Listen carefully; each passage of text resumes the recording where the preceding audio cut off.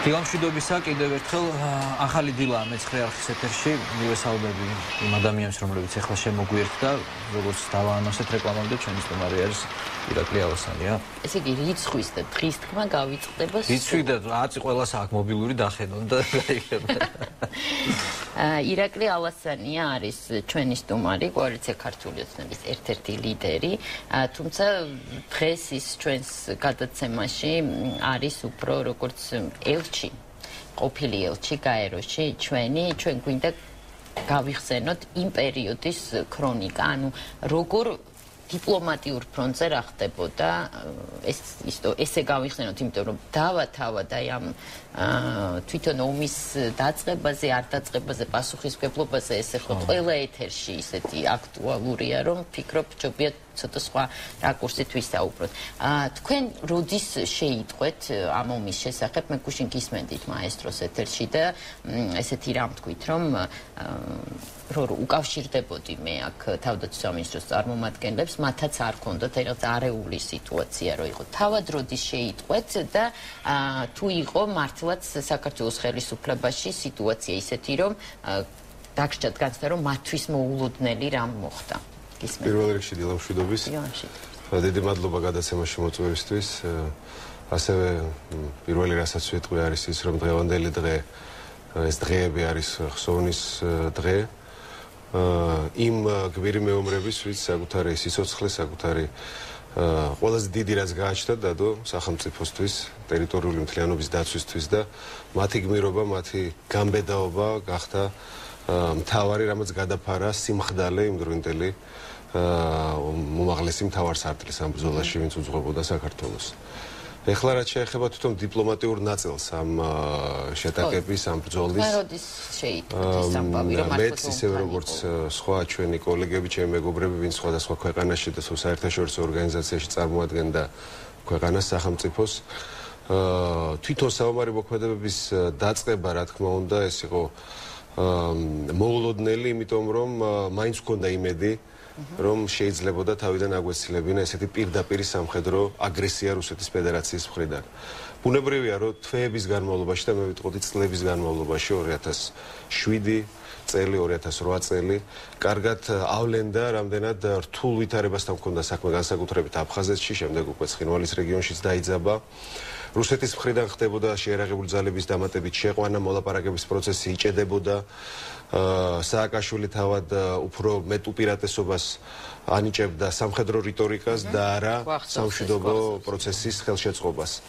მაგრამ მაინც გულის სიღრმეში ყველას გვჯეროდა რომ შეიძლებოდა საომარი მოქმედებების თავიდან აცილება, იმიტომ რომ იმ დროს წარმოდგენილი იყო შტაინმაიერის გეგმა, ეს არის გერმანიის საგარეო საქმეთა მინისტრის გეგმა, რომელიც მეგობართა ჯგუფთან ერთად წარმოადგენდა და მე გახდით ერთ-ერთი, ვინც ვესწრებოდი ქალბატონ რაისთან შეხვედრას თბილისში, სადაც სააკაშვილს მან უთხრა რომ არ მივცეთ და არ მისცეთ მიზეზი რუსეთის ფედერაციას დაიწყო სამხედრო მოქმედებები, იმიტომ რომ თუ კი ეს მოხდა, ვერც ამერიკა, ვერც ნატო ვერ დადგება თქვენს გვერდში. ეს ითქვა ასე. ეს იყო სიტყვასიტყვით და სხვათა შორის ქალბატონმა თავის წიგნში, რომელიც გამოქვეყნდა ახლა ეს აღწერა. ამის მერე ბუნებრივია ჩვენ გვქონდა იმედი იმისი, რომ მოახერხებდით საომარი მოქმედებების თავიდან აცილებას, მაგრამ სამწუხარო რეალობა იყო ის, რომ იმ პროვოკაციულ დაბომბვებზე რომელიც ჩვენი სოფლების მიმართულებით განხორციელდა ოსური მხრიდან არაადეკვატური, არასწორი, აბსოლუტურად გაუაზრებელი, არასახელმწიფოებრივი ნაბიჯი გადადგა მთავარსარდალმა სააკაშვილმა. მოსაუბრებელი იყო თქვენთვის, აი ეს მაინტერესებს, ანუ როდესაც შეიტყვეთ რომ აი როდის მიხვდით რომ უკვე ომი იყო ქვეყანა იყო აბსოლუტურად მოუმზადებელი თავდაცვისთვის.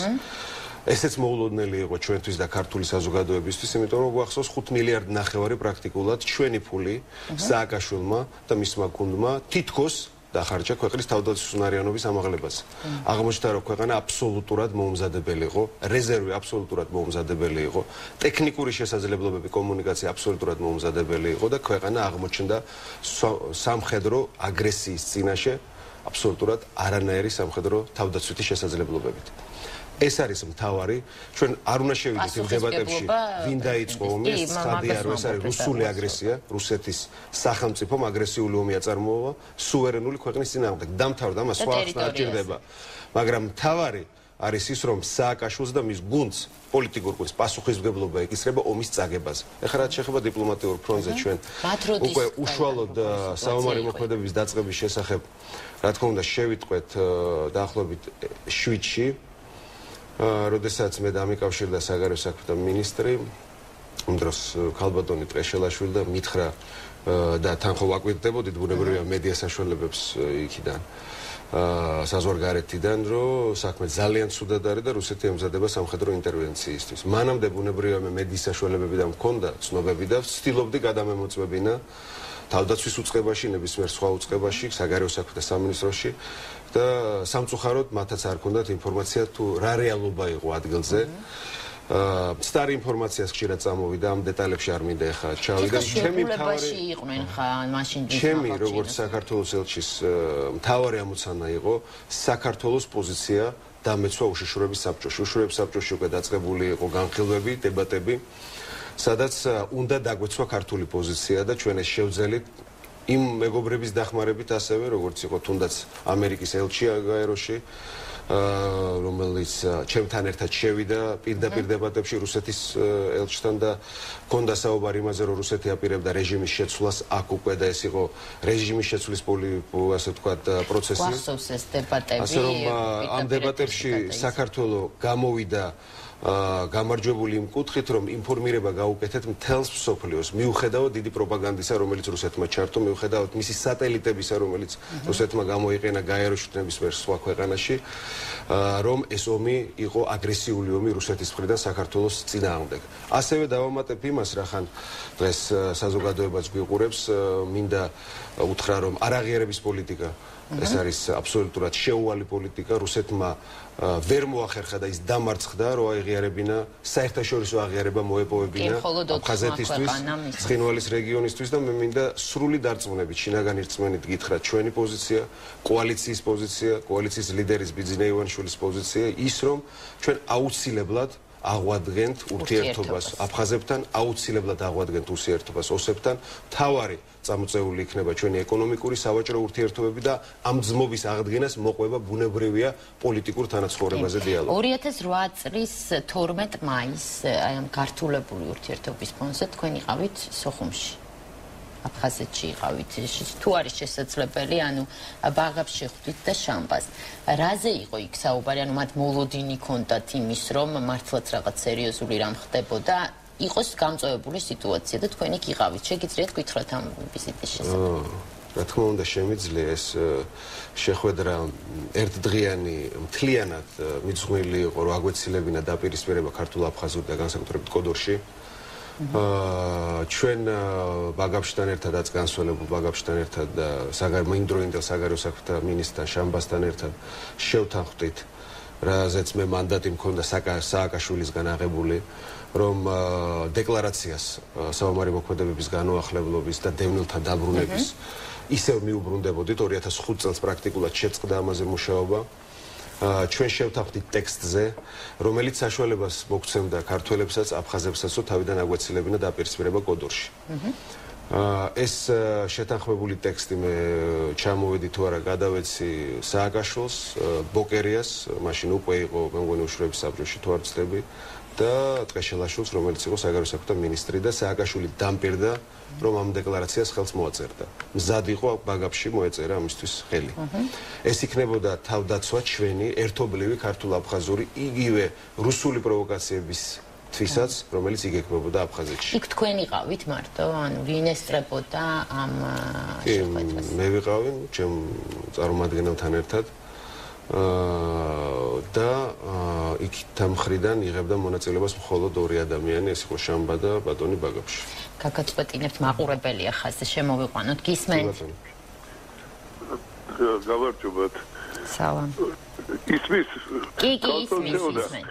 მე გირეკავთ იმასთან დაკავშირებით, რომ თქვენ ბრძანეთ, რომ სარგებელი არავინ არ ნახა, აი აგვისტოს ცნობილი მოვლენებიდან. აქედან გამომდინარე, მინდა პატარებთ კორექტივი ალბათ. არასდროს კი მონოკვი პრედიქტ, ანუ ვინახა სარგებელი, ყოველთვის არის ვიღაცა, ვინც ნახა სარგებელი. ბატონი ირაკლი პოლიტიკაზე საუბრობს, ბატონი ირაკლის მოსწავლები, არჩი ბაქრაძე ვარ. გამარჯობა. და მე მინდა ეკონომიური მხარე უბრალოდ გავიხსენოთ.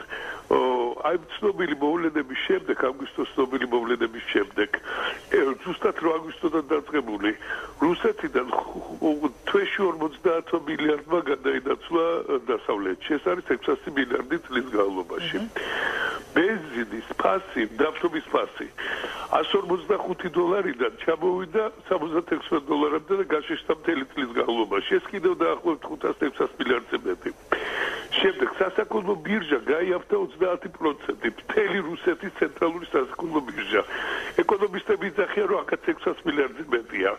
და ბოლოს რუბლი, რომელიც იყო 123 8 აგვისტოს, ავარდა 41-ზე და შემდეგ 36-ზე, 1.36-დან მაჩვენებელზე მთელი წლის განმავლობაში. ეს არის კიდევ 600 მილიარდი, 2 ტრილიონზე მეტი. ანუ აგვისტოს ცნობილი მოვლენების შემდეგ საზღვარგარეთის დასავლურ ბანკებში, ძირითადად ამერიკულებში გადაინაცვლა იტალიის ბიუჯეტის ტოლმა ფიდესთან რაოდენობა. მე ხომ თქვენთან შეგითხვა ქალბატონო თეოდა, ეს იყო თქვენი აზრით შემთხვევითობა თუ წინასწინ დაგეგმილი. მე მგონია რომ მთელი ეს აგვისტოს მოვლენები ეს იყო უძლიერესი პოლიტიკურ-ეკონომიკური დარტყმა რუსეთის ფედერაციაზე ამერიკის მხრივ. და სხვათა შორის წარმატებული. თქვენ წარმოიდგინეთ, ამ 5 დღის განმავლობაში საქართველოს შეეჩეხა მტერს შუბლით, რომელსაც გუვერსაც კი ეშინოდა ავტერთან შუბლით შეჯახები. ჩვენ შევეჩეხეთ. დიდი მადლობა, უბრალოდ დრო გვაქვს ცოტა და იქნებ გავიგეთ.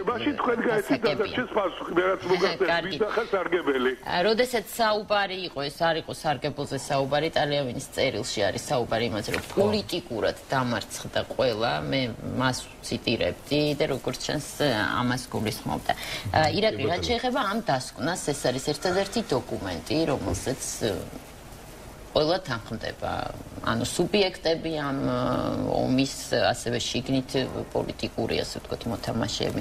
მაინტერესებს ამერიკის პოზიცია. ევროპაში უფრო ცალსახად ჩანს, რომ ისინი მთლიანად იზიარებენ ამ დასკვნას. იმიტომ რომ საქართველოს ომი იქ არის რაღაც შიდა პოლიტიკური დავის საგანიც, ანუ რესპუბლიკელებს და დემოკრატებს შორის ერთ-ერთ წერილს ვკითხულობდი და ესე იგი, როგორც კი ამ თემაზე დაწერო ეს ავტორი წერს, იმ წუთშივე სიყურებს დაწყვეტენო და ანუ როგორც წესი ამ უფრო კონსერვატორების პოზიცია, რომ რუსეთმა დაიწყო დემოკრატები უფრო რბილად, დემოკრატ ეს არის ეთემ. შენ გაქვს ურთიერთობა ამ წრეებთან.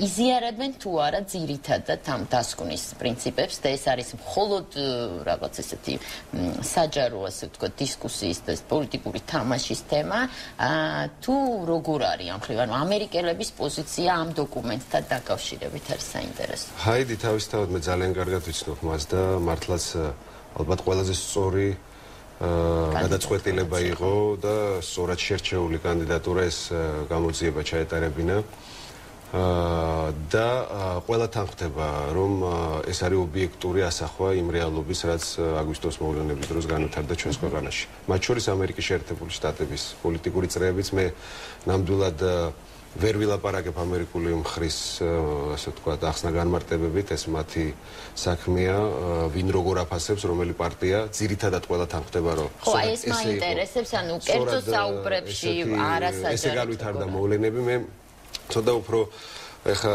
გლობალურად მინდა შევხედო ამ ვითარებას 2008 წელი იყო ყველაზე რთული პერიოდი, მე ვიტყოდი ჩემთვის 92-ზე უფრო რთული პერიოდი, იმიტომ რომ მაშინ ეს მოვლენები ჩემს ირგვლივ და ჩვენს ირგვლივ, ჩვენი თაობის ირგვლივ ვითარდებოდა, მაგრამ ჩვენ არ ვიყავით მონაწილეები.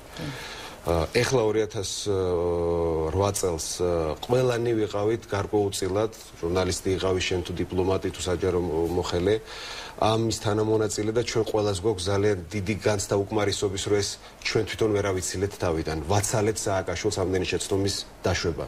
მივეცით შანსი სააკაშვილს, რომ ის ისტორიული შანსი, რომელიც მას როგორც პრეზიდენტს ხელში ჰქონდა აფხაზებთან და ოსებთან შერიგების პროცესის დაწყების, მან ეს შანსი გაუშვა ხელიდან. მაგრამ ცხოვრება გრძელდება. აი 4 წელი გავიდა უკვე მოვლენების შემდეგ, ჩვენ ვხედავთ, რომ საქართველოს აგრძელებს პოლიტიკურ ცხოვრებას, საქართველოს აგრძელებს ურთიერთობებს საერთაშორისო არენაზე. ჩვენი ქვეყანა არ განადგურდა. რაც ჩვენ არაკეთილ მოსურნეებს უნდათ ჩვენ ფეხზე დავდექით უცხოეთის დახმარებით ჩვენი შინაგანი სიმტკიცით ქართული ხალხის შინაგანი სიმტკიცით და მე კიდევ ერთხელ გავიმეორებ მომავალი ჩვენი არის თანაცხოვრების აფხაზებთან და ოსებთან. ეს არ შეუძლია სააკაშვილს და მის გუნდს ეს შანსი უკვე დიდი ხანია ხელიდან აქვს გაშვებული, მაგრამ ჩვენ შევძლებთ ხალხთან, ხალხის უმრავლესობით, რომელიც პარლამენტში მოვა ოქტომბრის არჩევნების შემდეგ, ეს ურთიერთობა დავიბრუნოთ და საქართველოს მართლაც გავხადოთ ერთ-ერთი ყველაზე ძლიერი ქვეყანა ჩვენს რეგიონში. ირაკლი, რამხელა წილი ჩვენი და აფხაზების და ოსების ურთიერთობის პრობლემის მთელ ამ კონფლიქტში, რომ ხელისუფლება ამბობს მკაფიოდ ამ სუბიექტებს რაღაც საერთოდ თითქოს არ მიიჩნევს მოქმედ გმირებად, ანუ აფხაზებს და ოსებს გულისხმობს და ის ამბობს, რომ ეს არის მხოლოდ ქართველების და რუსების ურთიერთობის პრობლემა. აი რამხელა ამ მთელ ამ კონფლიქტში ეს წილი და ხომ არ არის, აი თქვენ უსაც ამბობთ ურთიერთობების აღდგენაზე, როდესაც საუბრობთ, რომ ამის გარეშე თუნდაც რუსეთთან გამორიცხული აი ამ კონფლიქტის ირგვლივ რამის მოგვარება. ეს არის ერთ-ერთი ყველაზე დიდი ფუნდამენტალური შეცდომა, რასაც ეს ხელისუფლება სააკაშვილი მის გუნდთან ერთად უშვებს, რომ იგნორირებას უკეთებს აფხაზურ ფაქტორს, ოსურ ფაქტორს და იძახის, რომ ჩვენ რაზე უნდა ველაპარაკოთ მათ, თავარია რუსეთთან ანიქით გადაწყდეს, ან დაალაგდეს და ამ შემთხვევაში მათ როგორ გადაწყვეტილებას მიიღებს რუსი, ისე იმოქმედებს აფხაზი და ეს არის მცდარი. ეს დაგვანახა თუნდაც ამ ორმა არჩევნებმა, რომელიც დე-ფაქტო არჩევნებმა, რომელიც ჩატარდა აფხაზეთში, როდესაც რუსეთის მიერ ხელდასმულ ხალხზე, მათ შორის ხაჯიმბაზე პირველ შემთხვევაში უარი თქვა აფხაზურმა საზოგადოებამ. ეს ნიშნავს იმას, რომ ის საზოგადოება დღეს, რომელიც იქ ცხოვრობს, ჩვენ მათ უნდა ველაპარაკოთ.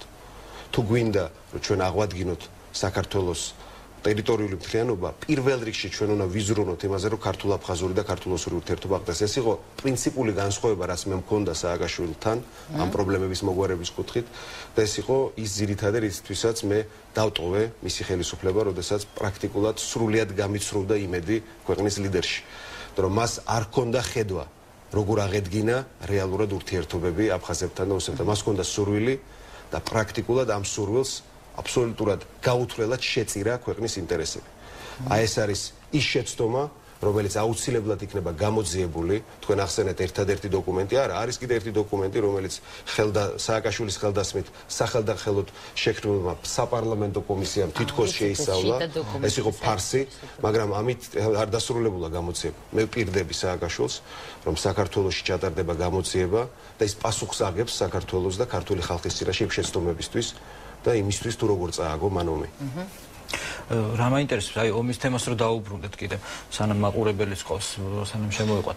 აი იმ პერიოდში მახსოვს, რომ განწყობა იყო ესე თითქოს იყო გარიგება, ან წინასწარ იცოდა რაღაცა სააკაშვილმა იცის და ტყუილად ეს არ წავიდოდა ყველაფერი რაღაც, მაგრამ როდესაც რუსეთმა ამხელა არაადეკვატური ძალა გამოიყენა, ძალიან დაიბნა ხელისუფლება იყო თითქოს აი გაურკვეველ სიტუაციაში, აი ვერ ხვდებოდი ვინ რას აკეთებდა. რაღაცის იმედი ჰქონდა. ხო, იმედი იყო თითქოს რაღაც ტყუილად არ გადადგავდა ამ ნაბიჯს. აი რამდენად ადეკვატური იყო ხელისუფლება ამის შემდეგ არ მოელოდა აშკარად ამას თუ როგორი სიტუაცია ეს დაბნეულობა თქვენ იქ იგრძნობოდა რომ აი ვიცი რომ საფრანგეთში ჩვენი ელჩი ანუ შუამავალი იყო სარკოზი და ყველა აფრთხილებდა მოკლედ რომ არ გააკეთო ესეთი რამე, მაგრამ მან მაინც გადაწყვეტა. ხელისუფლება ცოტა ხმამაღალი ნათქვამია, ხელისუფლება დაარქვა იმ ჯგუფს, რომელიც მართავს და მართავდა ქვეყანას. იმ დროს ეს იყო სააკაშვილის ერთპიროვნული გადაწყვეტილებები. მე შემიძლია სწორად აღნიშნეთ, იმიტომ რომ სპეციალურად იყო სააკაშვილის მხრიდან გაშვებული ხმები ჩვენ ჯარში, საჯარო მოხელეებში და საზოგადოებაში, რომ რაღაც გარიგება არის რუსებთან, ამერიკა მოყვება. ეს იყო ყველაფერი ფარსი. ეს იყო აბსოლუტურად გაუთვლელი სამხედრო ოპერაცია. კიდევ ერთხელ ვიტყვი, თავდაცვის უფლება აქვს ყველა სუვერენულ სახელმწიფოს, მათ შორის ჩვენ და სულ გვექნება. ჩვენი ტერიტორიის დაცვის უფლება გვაქვს. ამიტომაც გვჭირდება ძლიერი არმია, ამიტომაც გვჭირდება ძლიერი თავდაცვითი სისტემები, მაგრამ ლიდერს ევალება არა მხოლოდ ომში შევიდეს, არამედ თავიდან ააცილოს პირველ რიგში ეს აფხაზრო აგრესია საკუთარ ქვეყანას.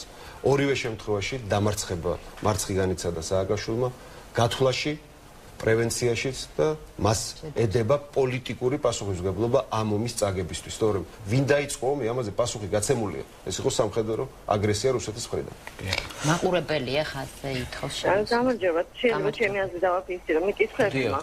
აი თუ გაიხსენებთ კადრებს აგვისტოს ომთან დაკავშირებით ჩვენი სამხედროები მთელი ტანკები და შეარაღებული მთელი ამ აღჭურვილობით მედიოდნენ სკენელში ვიდრე ესენი არ ჩავიდნენ იქ საბრძოლო მოქმედება არ დაწყებულა და რაც თავიმართოს ეს ხელისუფლება მუდმივად რუსეთის ლანდღვაზე მუშაობს და ერთის კი მიყიდა ეს ხალხის თვალსაჩინებისთვის რომ ვითომ რუსეთთან კარგად არის მთელი ჩვენი რესურსები გაზი წყალი ყველაფერი რაც სასიცოცხლო იყო საქართველოსთვის რომ ხალხის ჩვენებინა რომ ვითომ მისი პარტნიორია სინამდვილეში ამერიკელებისგან მილიარდები ისეცხა ანუ ამერიკელების ხელში ჩაგდნილი საქართველო და მეორე სულ არადიპლომატიურ ურთიერთობებს ამყარებს რუსეთთან ანუ მის გამოწვევაზე მუშაობს მუდმივად და მე არ მინახავს საქართველოს ისტორიას რომ გადახედოთ სადაც თავდები მეფეები წინ მიუძღოდნენ ჯარს ასე ხტალი დეგენერატივით მიწაზე ეფოცხო და მე გამოგწეული იყო ნიკედა და არასდროს თავის ხელისუფლებაში ყოფნის პერიოდში არ ცდილობდნენ დიპლომატიური ურთიერთობის მოგვარებას რუსეთთან ეს არის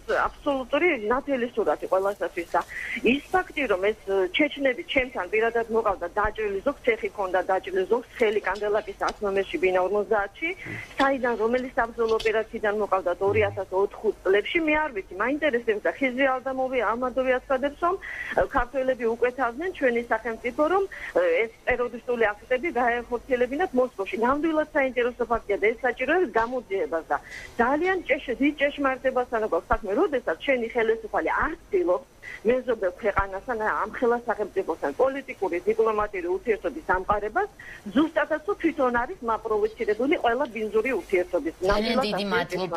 დიდი მადლობა ქალბატონოს არისთვის ეხა რეკლამაა ეთერში და რეკლამის შემდეგ დაუბრუნდებით. ეთერშია ახალი დილის თავისუფალი თემა ჩვენ ვსაუბრობთ აგვისტოს ომზე უფრო დიპლომატიურ ჭრილში მსმენელი რომელიც შემოვიდა წეღან ზუსტად ამას საუბრობდა ანუ დიპლომატიის ნაკლებობაზე რაღაც არაცივილიზებულ მეთოდებზე აი ამ პროცესის მართვის მართლაც რამდენად ნორმალურია და რამდენად იყო გარდაუვალი რომ 21 საუკუნეში როდესაც არსებობს 1000 გვარი ფორმა ანექსის უბრალოდ ქვეყანა შეგიძლია გამორთო ერთ საათში, აი თუნდაც ამ ჰაკერული თავდასხმით, რომ ყველაფერი კომპიუტერიზირებული და ელექტრონიზირებულია, რამდენად ნორმალურია თოფიანი, ტანკებიანი და აი ასეთი ომის წარმოება. ყოველ შემთხვევაში გინდოდა თუ არ გინდოდა, ამას როდესაც მიიღებს შენი ქვეყნის ტერიტორიაზე. ეს როგორც ჩანს, ეს არის სწორედ რუსული ესთეტიკა. და ისინიც კი არ ომობდნენ მთელი ამ ხნის განმავლობაში როგორღაც ყველა მეზობელი არ ვიცი რის ხარჯზე, მაგრამ ეს ქვეყნები ითვლებიან სუვერენულად, ხო სომხეთიც და აზერბაიჯანი. ყველა ახერხებს რომ მათთან თოფიანი ომი არ აქვს. აი რისი ნიშანია ეს გარდა ვინ დაიწყო, როგორ დაიწყო ამ ყველაფრის მიღმა?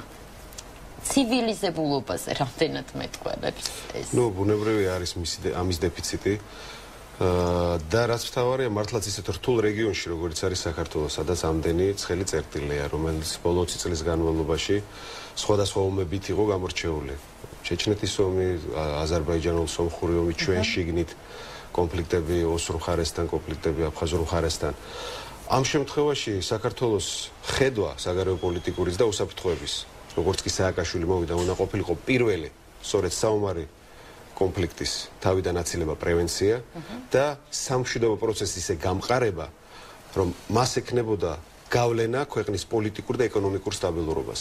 ქვეყანაში არ ჩადებს არავინ ფულს, თუ კი იქ არის პოლიტიკური სტაბილურობა და იქ არის მუდმივი საფრთხე 140 მილიონიან ბირთულ ქვეყანასთან საომარი მოქმედებების დაწყების. ეს უნდა ყოფილიყო და ეს იყო თავიდან ხედვაში შეტანილი, მაგრამ სააკაშვილის მთავარი პრობლემა და ამ ხელისუფლების მთავარი პრობლემა ეს არის, რომ ყველაფერი აგებულია ერთპიროვნებაზე. ეს არის ერთპიროვნული გადაწყვეტილებები, არ არსებობს არანაირი კონსულტაციები, პარლამენტი არის მონურ მორჩილებაში, რასაც დაავალებს სააკაშვილი, მასზე წევს ხელს, არც დებატებიც კი არ ყოფილა. თუნდაც როგორ იხარჯება თანხები თავდაცვის უწყებაზე, შინაგან საქმეთა სამინისტროზე. არანაირი კონტროლი არ არსებობს და ვალდებულება, რომ საზოგადოებას აუხსნა სადახარჯა ფული 5 მილიარდ ნახევარი თუნდაც რომელიც ჩაიყარა თავდაცვის უწყებაში. ყველაფერი ეს უკავშირდება ერთ რამეს, რომ საქართველო არის ერთი კაცის ქვეყანა, ერთი პარტიის ქვეყანა. სწორედ ამას უნდა დაუსვათ ჩვენ წერტილი ოქტომბრის არჩევნებზე. ოქტომბრის არჩევნები არის შანსი, რომ ჩვენი ქვეყანა ჩატარდეს კონკურენტული არჩევნები, პირველი კონკურენტული არჩევნები, სწორედ 90-იანი წლების არჩევნების შემდეგ, როდესაც დემოკრატიული არჩევნებით მოვიდა მრავალპარტიული არჩევნები ზვიად გამსახურდია და ეროვნული მოძრაობა, მას შემდეგ კონკურენტული არჩევნები არ ჩატარებულა. ეს არის შანსი, რომელიც ჩვენ უნდა გამოვიყენოთ ყველამ და ერთადერთი პრევენცია, სწორედ იმ წინდაუხედაობის, იმპულსურობის, რაც ახასიათებს სააკაშვილს და მოძალადეობისაც, ეს არის შიშისგან გამოწვეული მოძალადეობა, არის ჩვენი სიმრავლე. საზოგადოების სიმრავლე და ეს სიმრავლე ძალიან კარგად ჩანს იმ აქციებზე, რომელიც საუბრობს, რომ ეს არ არის ნორმალური, არანაირი ნორმალური წინასაარჩევნო გარემო, ეს არ არის ის, რომ რა პირობებში შესაძლებელია ნორმალურ არჩევნებზე საუბარი, თუმცა აქტივობას სწორედ ამას ამბობენ, რომ ეს საზოგადოების აქტივობა ერთადერთი პრევენცია ესკალაციის ჩვენი ქვეყნის შიგნით.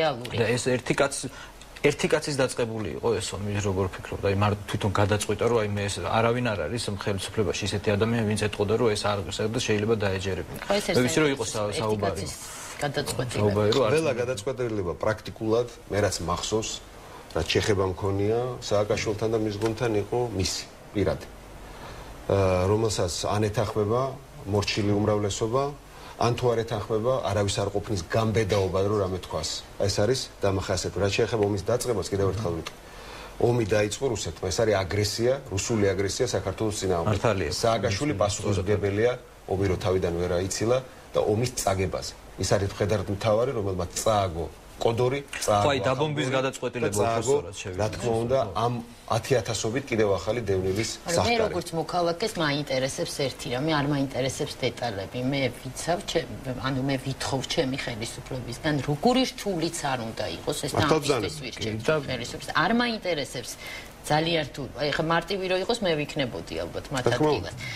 შემო არიდო ეს განსაცდელი ქვეყანას, რა თქმა უნდა. ყველა შემთხვევაში თან როცა ხედავ, რომ არავინ ამ მდგომარეობაში არ არის. რომელიც მას ზვირად დაუჯდება სწორედ ამ არჩევნებში. მაყურებელია ისევ ხაზზე გისმენთ. ალო. დიახ. დიახ. მოგესალმებით. ბატონო ირაკლი. მოგესალმებით. სიყვარული და დიდი რწმენით მომავლისაკენ. დიდი მადლობა. ძალიან გთხოვთ, მომისმინოთ. დიპლომატიაში ენას და ენის წერილობას დიდი მნიშვნელობა აქვს. ენა არ უნდა უსწრებდეს შენგონებას. როცა ამ ხელახების პრეზიდენტს მიმართავ ლილიპუტიო და პოდნოსზე დადებულ შენს სხეულებს მირთმევას აპირებს, ის ხალხი უბედურია, ვინც შენს ქვეყანაში ცხოვრობს. როდესაც პირველი დეპორტაცია მოხდა, კარგად მახსოვს პუტინის სიტყვები, რომ მე მეცოდება ქართველი ხალხიო. იმას უკვე განზრახული ქონდა ეს საქმეები. ერთ ამბავს მოგიყვებით. 76 წლის ქალი ვარ და 9-ში ბათუმიდან ასასლარად წამოგვიყვანა მძღოლმა ტაქსისამ თუ ყეტყევიარეთ. ერთ ადგილზე დღესაც რომ ახსენდება მე მინელებ. გადმოხდა 20-21 წლის ბიჭი ავტომატის ფეხის სისხლიანი ბოტასის სისხლი უცურავდა და მანქანას გადმოუხდა და დიაო მძღოლს ეუნება ჩვენები საიტკენ არიან.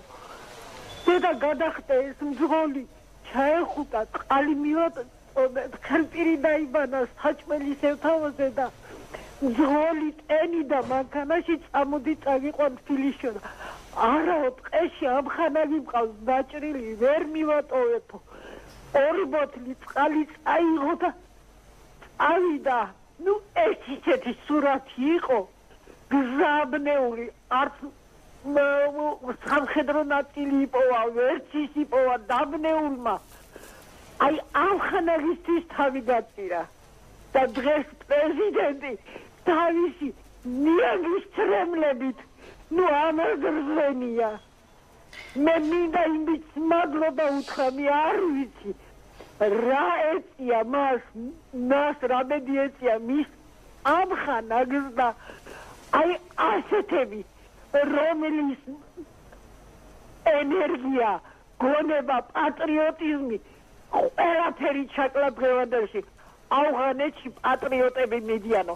ნუ თუ ახლა პარლამენტის ამ ხელა მთავრობის ხალხს ერთი პატრიოტის შვილი არ გაეზარათ ავღანეთში საქმე ეკეთებინათ.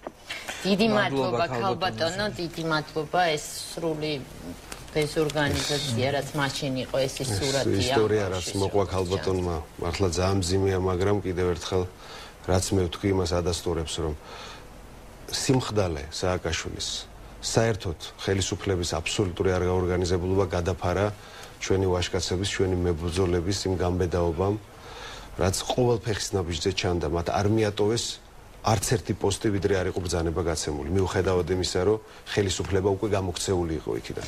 ირაკლი, ამიტომ ქვეყანას მართლაც ის დროა, რომ პატივი მივაგოთ ჩვენს მართლაც გმირებს, ვინც ცხოვრება სიცოცხლე შეწირა ჩვენი ქვეყნის თავდაცვას და ერთსაც ვიტყვი, რომ სახელმწიფოს ვალია, რომ ცოცხალ გმირებს მოუაროს. ჩვენ გვჭირდება ცოცხალი ჯარისკაცები, ვაჟკაცები და მათ უნდა გაუფრთხილდეს ეს ქვეყანა და ჩვენი მთავარი ამოცანა სწორედ ხელისუფლებაში იქნება შევქმნათ ისეთი თავდაცვის სისტემა, ისეთი ოფიცროერთა კორპუსი და ისეთი თავდაცვის უნარიანი გავხადოთ ჩვენი ქვეყანა, რომ ესეთი აგრესიული ომი აღარ იყოს შესაძლებელი. ირაკლი, რა სიტუაცია სამეგრელოში ეხლა, აი, სწორედ იმ განსამხედროებული ჯგუფების შექმნაზე, რომელიც რა განცხადება ჩვენ გააკეთეთ თავის დროზე, ანუ ამ ხრივ რა ხდება და მეორე აფხაზეთის მაღალ ჩინოსნებმა განაცხადეს, რომ ალასანია, ივანიშვილი არიან პოლიტიკოსები, რომლებთანაც ისინი მათ ექნებათ ურთიერთობა.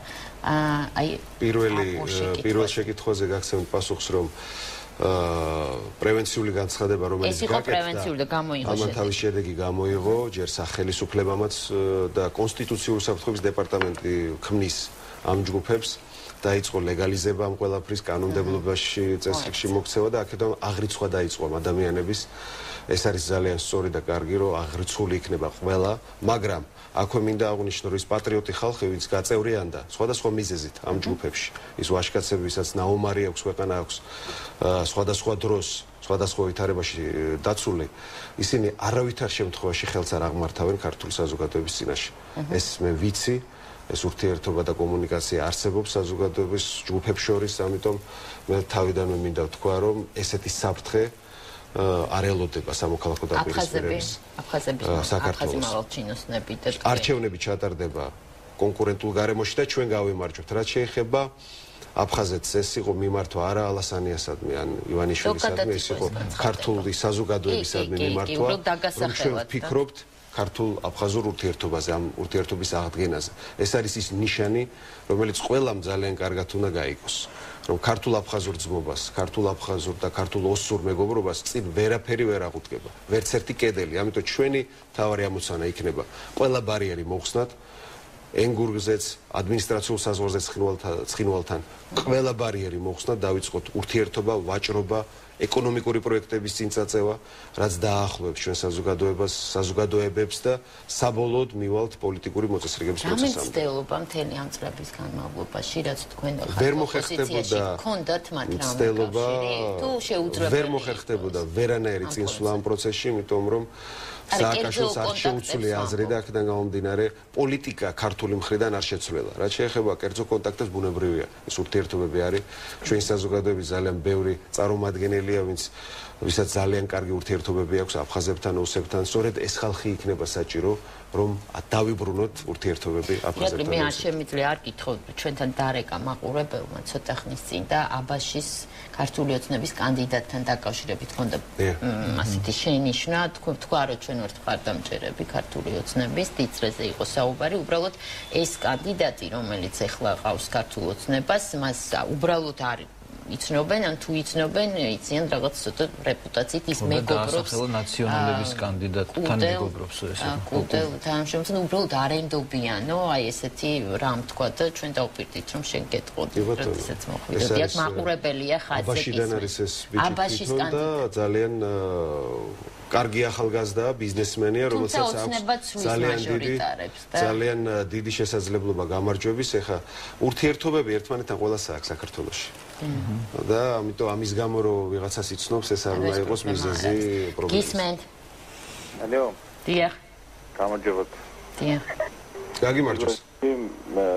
მოგესალმებით ყველას და მინდა მიუსამძიმრო ყველა ქართველს და ყველა ქართველს დედას, ვინც კი საერთოდ შეკითხვა თუ გაქვთ, დრო გვაქვს ძალიან ცოტა და იქნებ მოკლედ დასვათ. უბრალოდ შეკითხვაზე მეტად მინდა განმარტოთ ის ქმედება თქვენი პრეზიდენტის, რომელიც ადამიანი, რომელიც დავით აღმაშენებლის საფლავთან მივა და ის დადებს ომის დროს პირველი არ უნდა გარბოდეს იქედან მხედართმთავარი. გასაგებია, დიდი მადლობა. მადლობთ ამაზე ყველა საუბრობს, ანუ ეს მისი ქმედება გორის ამას მე მგონი განმარტება აღარ ჭირდება. აღარ ჭირდება. სხვათა შორის ზოგი ვერ ხედავს ამას, მე ბევრი მინახავს დისკუსია ტელევიზორში, როდესაც ეს კადრები გაუშვეს, მაგალითად მის შეთავხელიძემ თქვა, რომ არ გარბის. აი ესეთი რაღაცები ხდება. სერიოზულ ადამიანებზე ილაპარაკე. ირაკლი ალასანია იყო ჩვენი სტუმარი, ჩვენ დავბრუნდებით მას ეჩქარება და ამიტომ გაუშვებთ. მე და გიორგი დავბრუნდებით რეკლამის შემდეგ. მადლობა. კარგად იღავთ.